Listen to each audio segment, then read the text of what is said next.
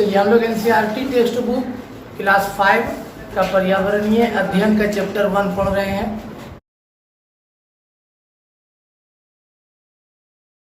तो आप गौर कीजिए कि ये पहला चैप्टर जो दिया हुआ है पर्यावरण में क्लास 5 में, तो पहला चैप्टर में विभिन्न पक्षियों और जानवरों के संवेदी अंग कैसे काम करते हैं उस पर फोकस किया हुआ है ना। किसी के कान के बारे में हो रही है बात, सूंघने, महसूस करने, देखने की क्षमता किन किन जानवरों में कैसी कैसी है, इस पे डिपेंड है ये चैप्टर। और दूसरा फिर इस चैप्टर के आखिर में आप देखेंगे कि विभिन्न जानवरों के प्रति संवेदनशीलता को दिखाया गया है। मतलब विभिन्न जानवर और पक्षी जो हमारे माहौल से विलुप्त हो रहे हैं, ख़त्म हो रहे हैं धीरे धीरे, उसके प्रति जागरूकता की भी थोड़ी सी झलक दी गई है इस कहानी में, है ना। आगे हम लोग पढ़ेंगे तो पता चलेगा कि वन्य जीवों के संरक्षण के लिए सरकार ने कौन कौन से पहल किए हैं, इसकी चर्चा की गई है। और लोगों को वन्य जीवों के प्रति कितना जागरूक होना चाहिए, इसकी चर्चा की गई है। ठीक है, तो इस चैप्टर का आधा भाग हम लोग पढ़ चुके हैं, आधा आज कंप्लीट करेंगे, है ना। याद हमें ये रखना कि इस चैप्टर का पढ़ाने का या छपने का दो उद्देश्य है। एक तो जानवरों के प्रति, आसपास के माहौल के प्रति बच्चे को सजग करना, और दूसरा उसके विलुप्त हो रहे प्राणी मतलब जानवर पक्षी के प्रति उनकी जागरूकता लाना कि कैसे जो है इसको हम लोग सुरक्षित रखेंगे और क्यों सुरक्षित रखेंगे। पर्यावरण के लिए जो है जानवर और पक्षियों का सुरक्षित रहना हमारे लिए कितना ज़रूरी है, इन्हीं सब बातों पे पहले चैप्टर में भी चर्चा है, दूसरे चैप्टर में भी चर्चा है। तो आपको पर्यावरण के सारे चैप्टर में लगभग जो है पर्यावरण के प्रति जागरूकता, पर्यावरण के प्रति संवेदनशीलता से रिलेटेड जो है कंटेंट आपको मिलेगा। तो पहला चैप्टर चूँकि हम लोग पढ़ रहे हैं जिसका नाम है कैसे पहचाना चींटी ने मित्र को, तो इसमें हम लोगों ने देखा कि चींटी के संवेदी अंग कैसे एक्टिव होते हैं, कौन कौन से मुख्य पक्षी या कीड़े मकोड़े का यहाँ पर चर्चा है कि फला चींटी या फला पक्षी या फला कीड़े के संवेदी अंग किस तरीके से काम करते हैं। उसमें हम लोगों ने पहले दृष्टि यानी नज़र के बारे में जाना कि पक्षियों में से बाज, चील, कौवा यानी ऊंचाई पर उड़ने वाले पक्षियों की नज़र इंसानों की तुलना में काफ़ी तेज होती है। फिर उसके बाद हम लोग आगे बढ़े, रंग के बारे में जाना कि नज़र की दृष्टि से अगर देखा जाए तो कुछ जानवर की नज़र जो है, आँख जो है सभी रंगों को नहीं देख पाती है ना। बहुत सारे जानवर ऐसे हैं जो सिर्फ सफ़ेद और काला ही उसे हर चीज़ नज़र आता है। तो हम लोग नज़र और रंग पर बढ़े थे। आगे हम लोग अब कान के बारे में जानेंगे कि पक्षियों और जानवरों की कान की क्या विशेषताएं हैं। तो देखिए, कान के बारे में कहा गया है कि अक्सर आप देखेंगे कि पक्षियों के कान नजर नहीं आते हैं, और भेड़ बकरी का कान, गाय गधा का कान साफ नजर आता है, हाथी के कान तो बहुत बड़े हैं, है ना। पक्षियों के बारे में यहाँ जानकारी दी गई है कि पक्षियों के कान तो नजर आते नहीं है, तो वास्तव में कान होते हैं या नहीं होते हैं, पक्षियों के कान होते हैं कि नहीं होते। तो कहा गया है इस बुक में, इस चैप्टर में, कि पक्षियों को कान होता है, लेकिन कान की आकृति इस टाइप से अलग से कोई अंग टाइप का नहीं होता है, बल्कि मात्र एक छेद होता है। ठीक है, और वह छेद सिर्फ होता है, अलग से कोई उभार नहीं होता, जैसे हम लोगों का कान का एक डिजाइन है और सुराख भी है। तो पक्षियों में कान के रूप में सिर्फ एक छेद होता है, और जो उसके पंख से ढका हुआ रहता है, जिसकी वजह से हम देख नहीं पाते हैं और हमें लगता है कि पक्षियों के कान नहीं होते हैं। तो इस चैप्टर के अंदर हमें ये जानना है कि पक्षियों के कान होते हैं, पक्षियों के कान होते हैं, किंतु छेद के रूप में। इसका कान अंदर में रहता, वो अंडा देती है, हाँ, छेद के रूप में। और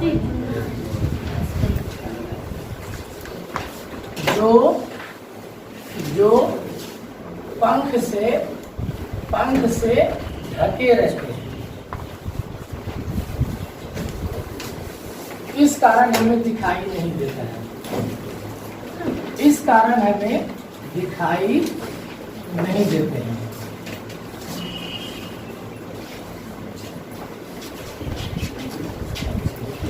और कुछ जानवरों के कान आपको दिखाई देंगे, जानवरों के कान अक्सर आपको दिखाई देंगे, है ना।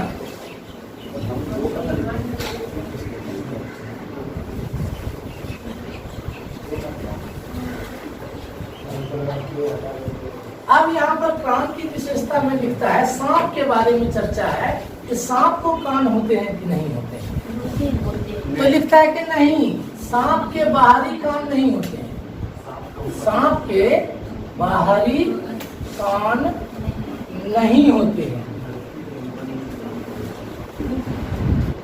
तो फिर वो आवाज कैसे सुनता है? तो आप टेक्स्ट बुक आप अगर पढ़े होंगे तो उसमें लिखा हुआ कि वह कंपन, धरती के कंपन से समझ जाता है कि आसपास में कोई चीज है। उतना ही पढ़ना है जितना बुक में दिया हुआ है। ऐसे तो बहुत यूनिक बातें आपको जानवरों के बारे में देखने सुनने को मिलता है डिस्कवरी चैनल पे, लेकिन उतनी बातें हमें नहीं पढ़नी है। सांप के बारे में हमें क्या जानना है कि सांप के बाहरी कान नहीं होते हैं, लेकिन वो सुनता कैसे है कि धरती के कंपन को महसूस कर लेता है, वो उसी से समझ लेता है। पक्षी के कान के बारे में हमने क्या जाना कि पक्षी के कान होते हैं, लेकिन बाहरी उभार के तरह का कंस्ट्रक्शन नहीं होता है, सिर्फ एक छेदा होता है, छोटे छोटे छेद होते हैं और उसी छेद की मदद से वो सुनता है। हमें वो छेद दिखाई नहीं देता है क्योंकि पंख से उसके छेद ढके रहते हैं। ठीक है, उसके बाद यहाँ पर लिखता है जानकारी वाली बातें कि आप कान के बनावट से समझ जाएंगे कि कौन सा पक्षी या जानवर स्तनपायी है यानी बच्चे पैदा करते हैं और कौन से पक्षी या जानवर अंडे देते हैं। कहते हैं कि रोचक तथ्य आपकी बुक में लिखा हुआ है कि जिन जानवरों के कान बाहर हैं वो बच्चे पैदा करते हैं और जिन जानवरों के कान नहीं है या अंदर है वो अंडे देने वाले जानवर या पक्षी होंगे। ठीक है, अब उसके बाद आगे हम लोग लिखेंगे महसूस करने की शक्ति।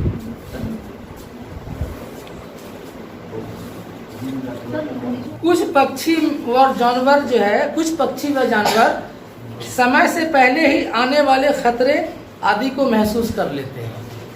आने वाले खतरे यानी उस खतरा दो तरह का हो सकता है, या उसका शिकारी है या कोई प्राकृतिक प्रकोप आने वाला है, तो उसके पहले जानवरों को इस बात को एहसास हो जाता है, फीलिंग कर लेता है वो। ठीक है, ये अलग से उसका ऑर्गन है, काम करता है। हम लोगों को 5 ऑर्गन दिया है, लेकिन छठा ऑर्गन हम लोगों के पास नहीं है, लेकिन इसको कुछ लोग कहते हैं कि ये छठा ऑर्गन है जो एडवांस में फ्यूचर की बात को ये समझ लेता है।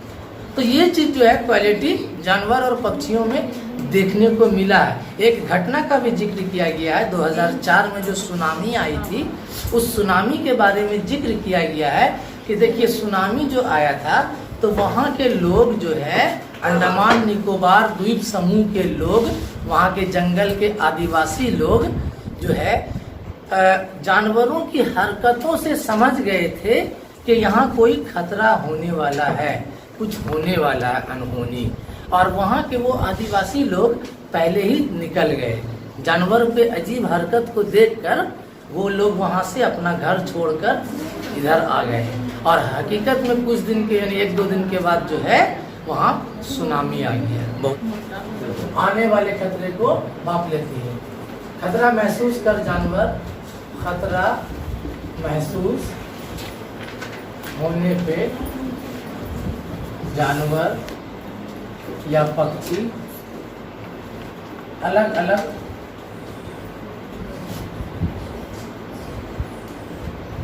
तरह से आवाजें निकालने लगते हैं।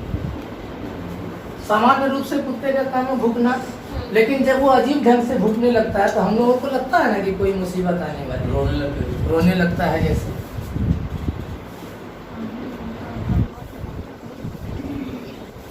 एक दो जानवर का नाम आपको लिखा हुआ है, जैसे लिख रहा है लंगूर और पक्षी। ये लोग क्या करते हैं खतरा महसूस होने पर? तो ये लोग खतरा महसूस होने पर दूसरे ढंग से आवाज निकालने लगते हैं। अलग अलग खतरे के लिए अलग अलग, मतलब शिकारी आ रहा है पकड़ने के लिए तो उसके लिए वो जो आवाज चिंची करेगी वो अलग ढंग से, कोई प्राकृतिक घटना होने वाली है तो उसके लिए वो अलग ढंग से आवाज करेगी, जिससे उसका टोली समझ जाता है कि अच्छा ये चीज मामला है। सर वो क्या अपने समूह को सतर्क कर देता है, अपने ग्रुप अलग अलग खतरे के लिए अलग अलग आवाजें निकालती है।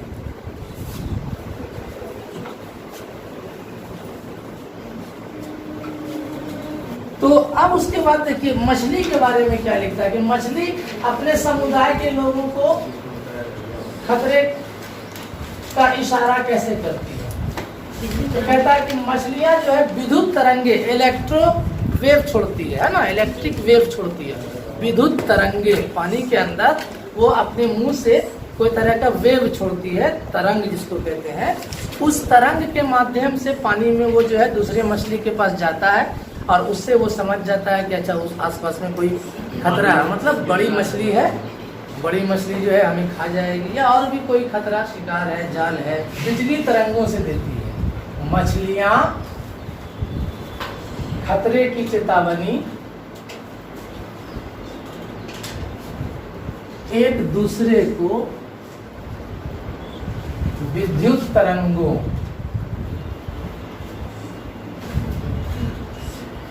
डॉल्फिन, अब मछलियों में से एक स्पेशल मछली डॉल्फिन की बात यहाँ पर हो रही है।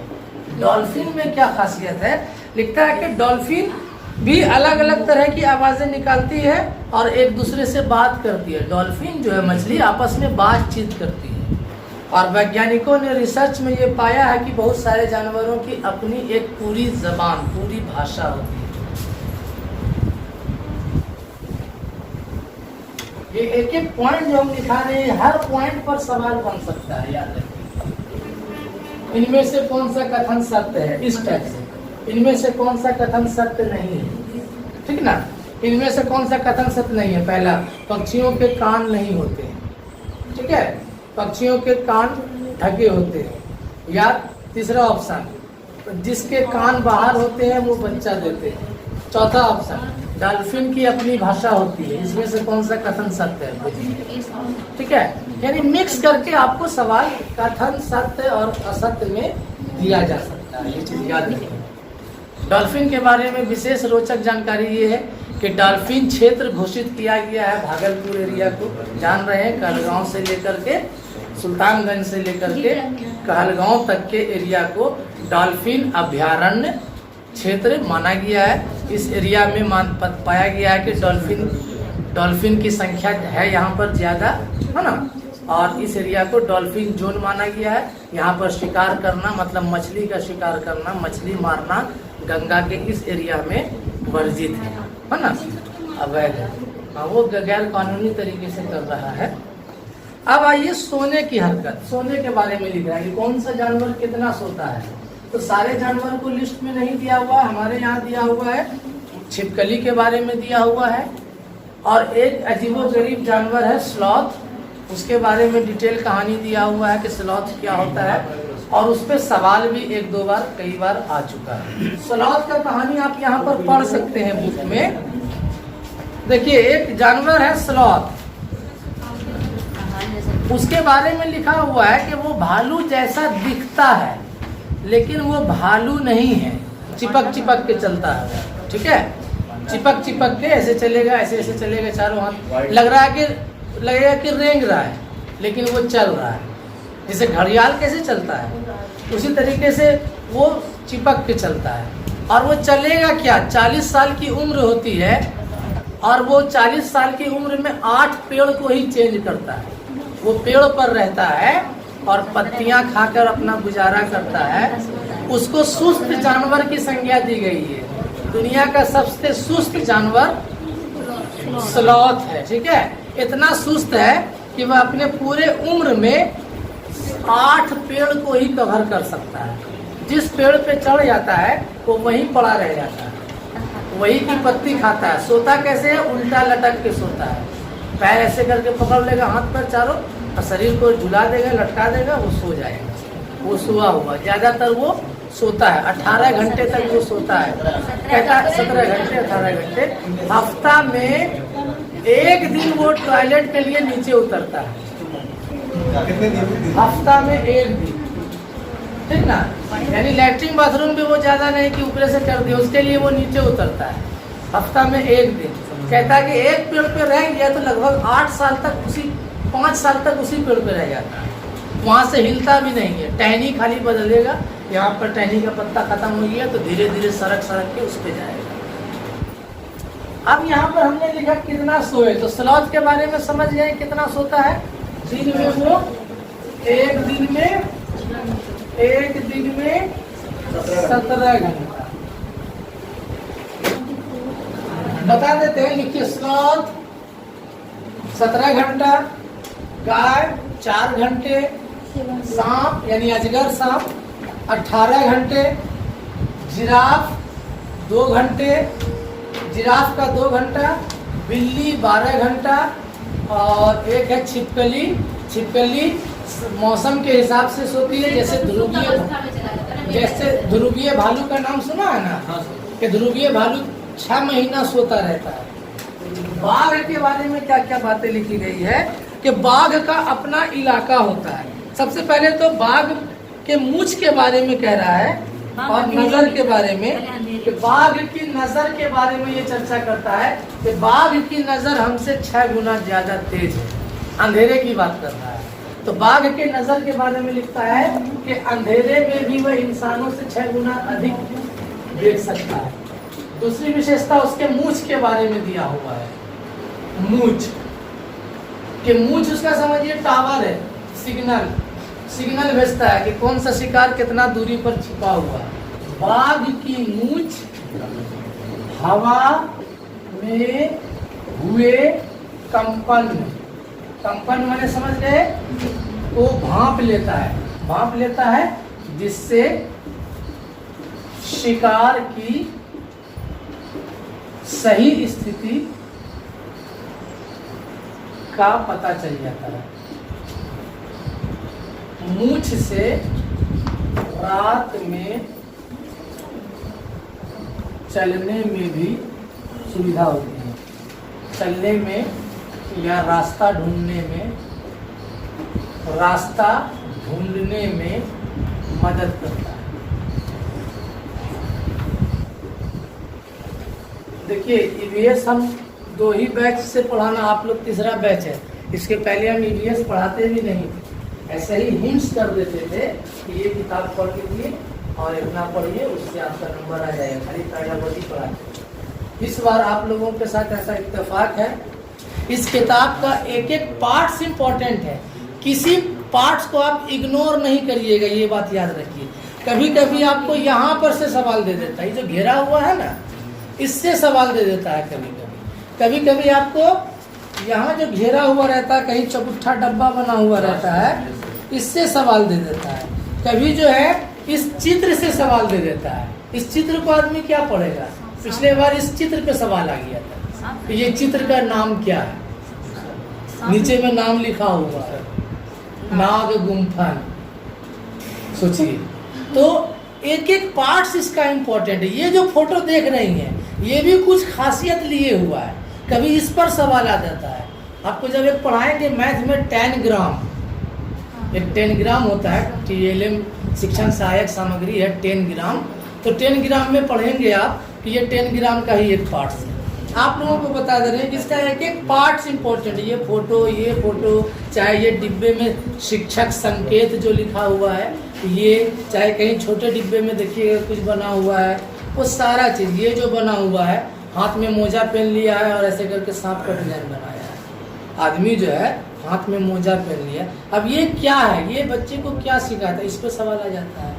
ठीक है, इस टाइप से तो हम क्या समझे, कभी कभी यहाँ पर जो कुछ बातें लिखा हुआ है इसके बारे में सवाल आता है, तो हर लाइन को बारीकी से समझना है।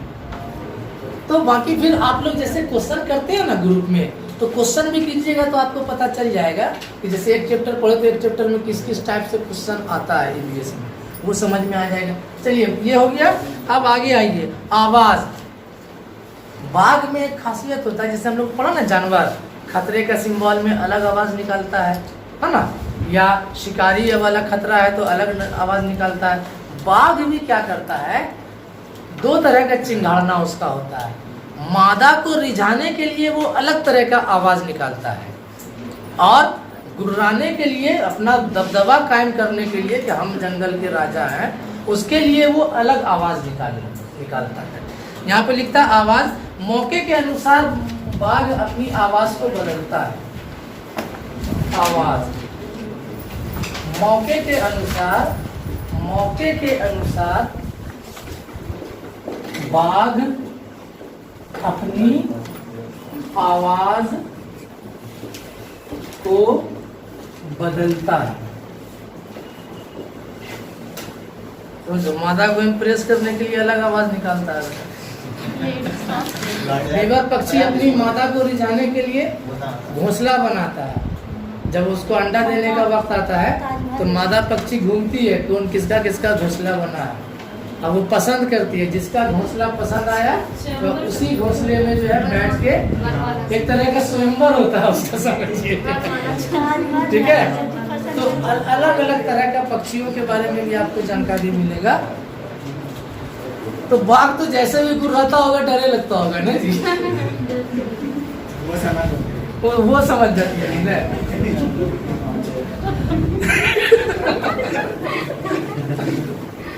वो समझ जाती है, सही बात। अब देखिए, बाघ का अपना इलाका होता है। जैसे कुत्ते के बारे में हम लोग पढ़ा, उन लोग का अपना अपना एरिया होता है। ये मेरा चौथी हुआ, ये चौक मेरा है, इस पर कोई कब्जा नहीं कर सकता है। बाघ का भी अपना इलाका होता है, और यह इलाका उसका 3 से 5 किलोमीटर का रेडियस में होता है। बाघ का एक अपना इलाका होता है, जोन होता है। जोन कहने का मतलब है कि फिर उस इलाके में कोई दूसरा बाघ एंट्री नहीं मार सकता है। ठीक है, और ये इलाका उसका कितना बड़ा होता है, जंगल में 4 से 5 किलोमीटर के परिधि में, 3 से 5 के परिधि में, उस इलाके में कोई जानवर, पक्षी या दूसरा बाघ ही हिम्मत नहीं कर सकता है कि वहां चला जाए। और अगर चला गया तो वो सूंघ लेता है। कैसे सूंघ लेता है, वही बाघ को अगर अपना इलाका छोड़ के कहीं घूमने जाना है तो वो पहले टॉयलेट कर देता है अपने इलाके में। ठीक है, या सामान्य परिस्थिति में जब भी करता हो वो, दूसरा बाघ अगर इत्तेफाक से इसके गैर हाजिरी में आया तो उसको सूंघ के फिर वह इलाका छोड़ देता है कि नहीं, ये किसी दूसरे बाघ का इलाका है, हमें यहाँ विचरण नहीं करना है, किसी दूसरे इलाके में जाके हम विचरण कर सकते हैं। जैसे मान लिया कि एक बाघ अपना इलाका छोड़ के दूसरे इलाके गया, अब दूसरे इलाके में घूमने या शिकार करने गया, अब दूसरा इलाका में कहीं पर उसको महक लग गया कि ये किसी दूसरे बाघ का मूत्र है, तो फिर वो इलाका छोड़ना या ना छोड़ना उसके हिम्मत पर काम है। लेकिन उसका नियम है कि वो लोग छोड़ देता है, छोड़ के फिर दूसरे इलाके चला जाता है। ठीक है, अरे तो बाघ की लड़ाई हो जाएगी। तो इलाका, बाघ अपने इलाके में मूत्र करके अपनी गंध छोड़ जाते हैं। यह इलाका कई किलोमीटर बड़ा हो सकता है। एक बाघ दूसरे बाघ के मूत्र की गंध को झट से पहचान लेता है, फिर उस इलाके में घुसना है या नहीं घुसना ये उसकी मर्जी पर डिपेंड है। सुनना के बारे में क्या लिखा हुआ है, लास्ट वाला डिब्बा में, यहाँ पे डिब्बा में लिखा हुआ है कि बाघ जो है हवा के पत्ते के हिलने और शिकार के झाड़ियों में हिलने से हुई आवाज में अंतर भांप लेता है। बाघ के दोनों कान बाहर की आवाज को इकट्ठा करने के लिए एक ही दिशा में मुड़ जाता है। आवाज को इकट्ठा, ज्यादा स्टोर करना, वॉल्यूम बढ़ाना चाह रहा है वो, तो वॉल्यूम बढ़ाने के लिए कान को वो ऐसे कर लेता है। ठीक है, इस तरीके से दोनों एक ही एंगल में ले आता है। ये लिखा, ज्यादा घुमा लेता है, अलग अलग दिशाओं में ज्यादा घूम भी जाते हैं। ठीक है, अब यहाँ तक कहानी खत्म हो जाता है। अब पर्यावरण के प्रति बच्चों में जागरूकता पैदा करने के लिए 2-3 बातें लिखी गई हैं। अगले पेज में क्या लिखा हुआ है कि हमारे देश में बाघ और अन्य कई जानवरों की गिनती कम हो रही है। ये कम क्यों हो रही है? शिकार की वजह से। लोग शिकार करते हैं जंगली जानवरों का।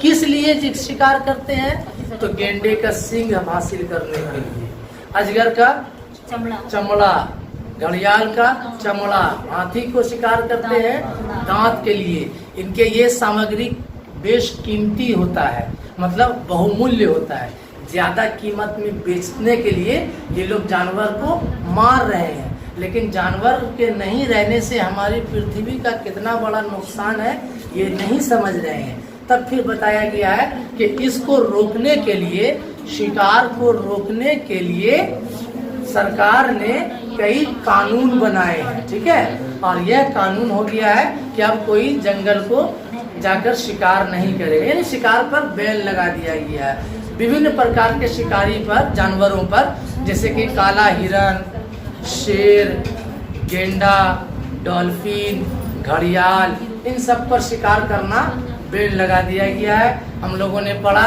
कि भालू वगैरह को पहले जंगल में सर्कस में नचाया जाता था ना, हाथी को, जानवर को, उन लोगों पर भी बैन लगा दिया गया कि आप पकड़ नहीं सकते हैं, पिंजरे में बंद नहीं कर सकते हैं, ठीक है। और फिर लास्ट में आपको 2 नेशनल पार्क का जिक्र किया हुआ है। यहाँ पर हम लोग हेडलाइन बनाएंगे जीव संरक्षण। जीव संरक्षण यानी जीवों की जिंदगी को सुरक्षित करने के लिए क्या क्या काम किया गया है। सरकारी पहल, सरकारी पहल क्या है? शिकार पर रोक, और क्या है? कानून बनाया, शिकार करने के विरोध में कानून बनाया गया है। सरकारी पहल क्या किया गया है? कानून बनाया गया है। और क्या किया गया है? शिकार करने पर रोक लगाई गई है।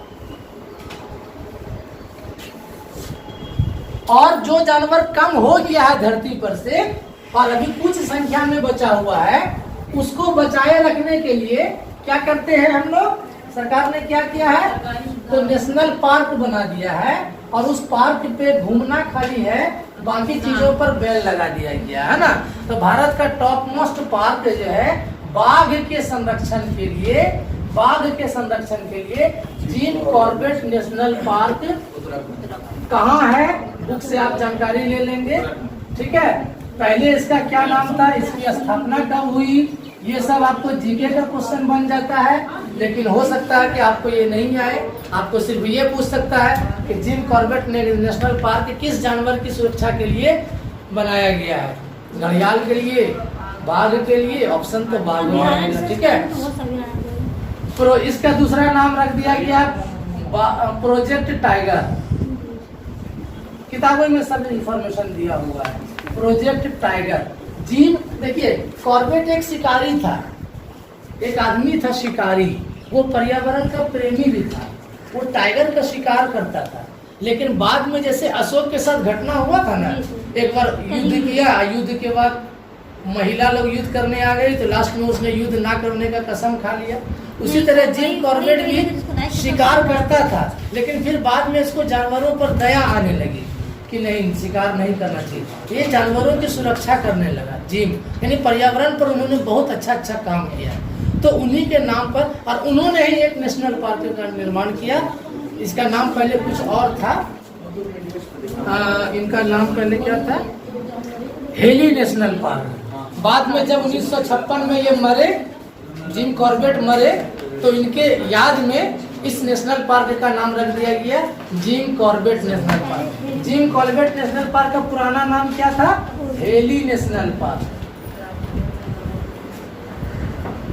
कब बना था? 1936 में। बाद में इसका नया नाम क्या रख दिया गया? Jim Corbett national park. कब रखा गया? 1956 में। 1956 में जिम कॉर्बेट डेथ कर गए थे, है ना। और उसके बाद अब उसका नाम रख दिया गया प्रोजेक्ट टाइगर रिजर्व। ये बाघ के बारे में एक नेशनल पार्क दिया हुआ है। कहाँ है? कहाँ बताएं? उत्तराखंड के कौन से बस्ती में? उत्तराखंड के नैनीताल में। नैनीताल के कौन से गांव में? रामनगर में। शायद रामनगर है, लिखे हैं क्या? रामनगर, रामपुर है या रामनगर, ठीक है। तो ये सारी जानकारी आपको बुक में नहीं है, बुक में सिर्फ है बाघ की सुरक्षा के लिए टाइगर रिजर्व बनाया गया है। कहाँ है? तो उत्तराखंड। लेकिन ये सब जो लिखे ये एक्स्ट्रा नॉलेज है, आवश्यकता नहीं है, क्योंकि सीटेट वही पूछता है जो किताब में छपा हुआ एनसीईआरटी की बुक में, उसके अलावा नहीं। फिर भी आप जान लीजिए। उसी तरीके से एक दूसरा है घाना पक्षी विहार। घाना पक्षी विहार। एक दूसरा रिजर्व है घाना पक्षी विहार। पक्षी विदेश हाँ है, पक्षियों के रिजर्व के लिए है, पक्षियों के संरक्षण के लिए। राजस्थान के भरतपुर में है, राजस्थान के भरतपुर में है। अब इसी तरीके से आपको इससे जो है ज्यादा और जानकारी लेनी है तो गूगल पे सर्च करके अपना जानकारी ले सकते हैं इससे रिलेटेड। ठीक है, चलिए लॉक मारिए। तो ये चैप्टर क्लोज हो जाता है। एक पॉइंट इसके अंदर और बचा है, आपको हम बता देते हैं, इसका आंसर आप लोग ढूंढ के लाइएगा। ये डिब्बा है लास्ट पेज, लास्ट पेज के पहले ये वाला जो देख रहे हैं, शिक्षक संकेत। यहाँ पर लिखा हुआ है बाघ और अन्य जानवरों की संख्या कम होने का कारण। एक कारण दिया हुआ है जंगल का विनाश, एक कारण दिया हुआ है शिकार करना, एक कारण दिया हुआ है जंगल में आग लग जाना, और एक कारण दिया हुआ है पोचिंग। तो ये पोचिंग क्या होता है ये आप लोग हमें बताएंगे।